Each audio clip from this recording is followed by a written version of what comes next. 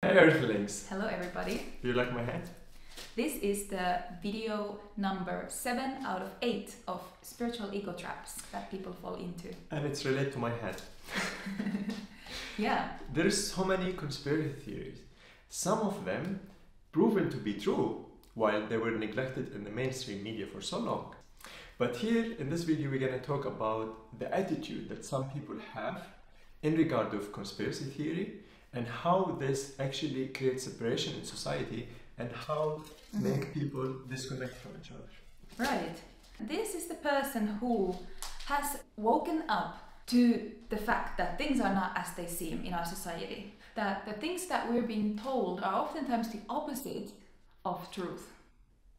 Part of the awakening journey for most people is realizing what is really going on in the world, starting to question the official narrative that we're being fed. Whether it's the education system, by the way, we have a video about the education system and why it's not what it appears to be, whether it's the financial system, whether it's like medical system, like all of those, what we perceived in our education and our background to be true and to be supportive of society, there's so much thing underneath it and so much conspiracy. It turned to be truth at the end. Yeah, so a part of the awakening journey is becoming aware of the underlying realities that we had illusions about, where we couldn't perceive things accurately. However, this can become a real trap because we've met so many people who get really, almost obsessed about the conspiracy theories, and then it becomes all about this us versus them mentality, where it's like us who know what's going on and those other people, muggle or zombies, or even like calling names for sheep, a lot of separation. Yeah, so the trap here is the trap of polarity actually and separation, where people are so quick to forget that they've been in the same position. Where is the compassion, that we've all been, even like throughout our journey where we maybe are already aware of some things, there are always new things that we cannot see at the moment, and one day we will be able to see it. It's a way for the ego really to feel superior and better than others, and by following this path people forget their humility, they develop pride, they develop arrogant superiority complex, and it's really not fun to be around those people. And they tend to have an overly negative worldview. As opposed to the love and light spirituality, the conspiracy nerd tends to see only the grim reality, how we're being manipulated, how we're being controlled, how we're all screwed up. Yeah, how the world is going to shit. And really, it is not actually creating unity. And if awakening is about realizing that we're all one, then our job, as when we realize what is happening and how we've been lied to, is to find the compassion for the people who are not able to see at the moment, and to be able to see how those people are part of us. Where is that in ourselves still? That aspect who is fearful, who doesn't want to see the reality. Yeah, and this is why we are a big promoter of integration, finding the things that we reject in the outside and looking what that represents in me, and healing this part. And this is so important. Yes. Religious about it. And in order for humanity to come together and work as a unit, we need to start understanding each other. And if someone comes at you from this perception of like, you are stupid, you don't see anything, you're a sheep, are you gonna receive them with open arms, or are you gonna push them away? You're gonna push them away. It's, that attitude is the very problem that we have, is the attitude of arrogance or creating polarization. The conspiracy nerd very often desperately wants other people to validate their perception of reality. They might start arguments and debates all the time with the people around them, wanting others to see what they see. They may go so deep down the rabbit hole that they begin to neglect relationships and other areas of their lives, dedicating all their energy towards figuring out the conspiracies and what's happening in the world. And while there is definitely a positive aspect to informing ourselves, this is where it can become a neurosis, something that disconnects us from others and the everyday reality we live in. And here why it's so important to keep seeking the truth and speaking the truth and in the same time deliver it with compassion in a way where you can relate, where people can relate to you, where people feel the unity feeling with you, and not talking to them from high horse. Yeah, and also it's so important that we keep our minds and hearts open to different perspectives and different parts of that reality, because sometimes we feel like, oh, I discovered the truth, but how do we know if that is the truth actually? Unless it's something that we have lived and experienced ourselves. So here it's very important that we don't go from one dogma to another dogma, that someone said something and now we believe it because they said so.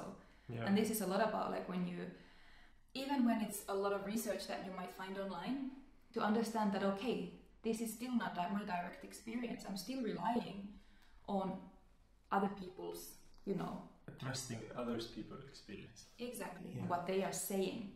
So this is where it's so important to, we might say, okay, this seems to be the truth, or this other thing definitely is not the truth.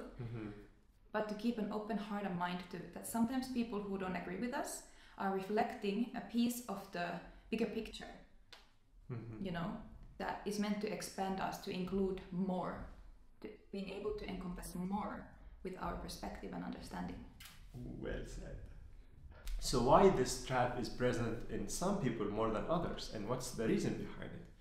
I believe it has to do with their childhood trauma, like usual, and this specifically in regards of where the child saw something, saw some dynamic, saw something that was maybe not authentic in their surrounding, or something maybe pick up on their parents not saying something true and pointing to them and get gaslit. So when a child get gaslit in their childhood and not acknowledge that they found some truth, they tend to be in this polarized way where they have to prove that they see the reality and other people are wrong. So they tend to swing to the extreme to prove that their position or their reality are the right thing and people on the others are wrong and enemies, and creating the split. So I believe it has to do with the childhood trauma. If you know other reasons, I would be interested to know. So leave it in the comments below. And the question is how to heal from it. How to heal from this big gaslight. Yeah, because that's what it is really. It's a one big gaslight that we've also experienced in our intimate families in a smaller scale, where, for example, we've pointed to that there is a lot of loneliness and grief in the family, and everybody ignores it or even gets angry, saying no, there isn't. That maybe there was abuse in the family and everybody pretended it's not there. This is gaslighting. And the same thing happens in a larger society, and there is,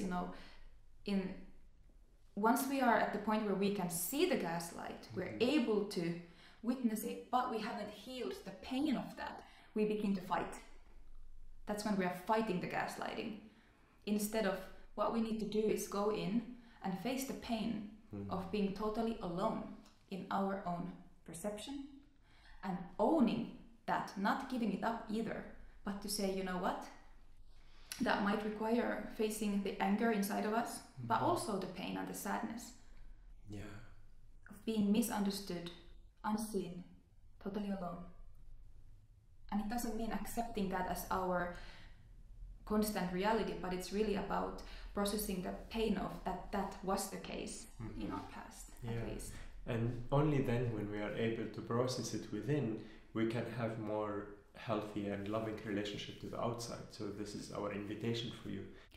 I think when this obsession with conspiracies can become harmful is when it is not used as a jumping board towards better action, towards society, towards changing something in our lives. When it's simply this sort of a black hole that sucks all our energy without an actual positive change. However, if we take all that information that we've learned and gathered and use that to create positive change towards something that we actually want to see, then I think we can really turn it into something positive and constructive. And if you feel called to deepen your experience with your healing journey, we invite you to check our community on Telegram and reach out if you need any help and support in your healing journey. Yes, thank you so much for watching. Yeah, and we'd love to hear your experience as well. So if you have anything to add, please leave it in the comment. We answer and read everything. Have you been accused of being a conspiracy theorist? Do you know people like that are just like, have this vibe of pushing everyone away. Yeah. How do you feel about that? I would love to hear from Let you. us know.